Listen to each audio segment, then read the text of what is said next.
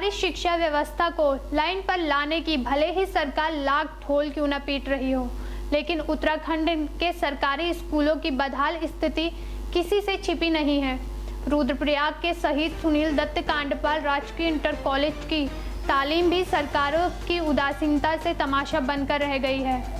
सूबे में सरकारी स्कूलों की तकदीर कब संवरेगी, यह यक्ष प्रश्न बना हुआ है। आलम यह है कि इलाकों में न भवन दुरुस्त है और न ही पूरे अध्यापक। राजकीय इंटर कॉलेज कांडई दशचूला का हाल देखकर मन में कई प्रश्न खड़े होते हैं।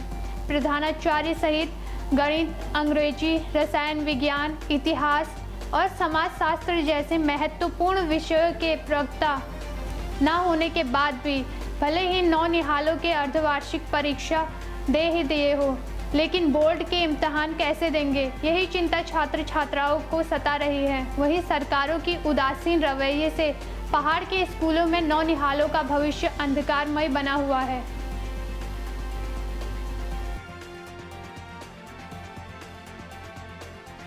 क्या नाम है आपका? दिव्यांशी। दिव्यांशी, आपके अध्यापक नहीं है, बहुत महत्वपूर्ण है।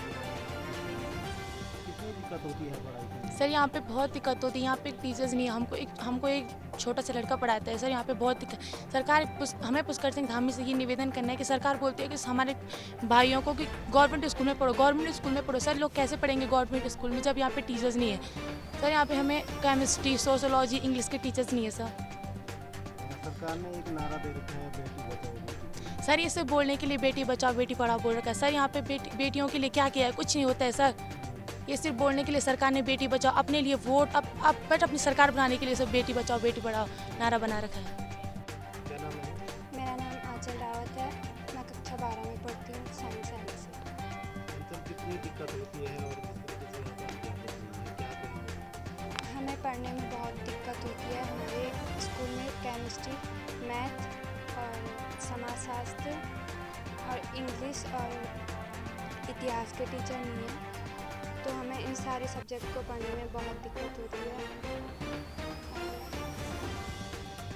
सरकारें बोलती हैं बेटी बचाओ बेटी पढ़ाओ, लेकिन ऐसे कैसे पढ़ेंगे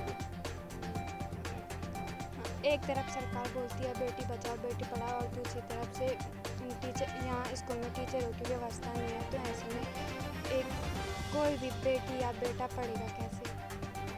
पर स्कूल से भी पीटीए टीचर की पूरी व्यवस्था है, लेकिन फिर भी एक टीचर की जरूरत है।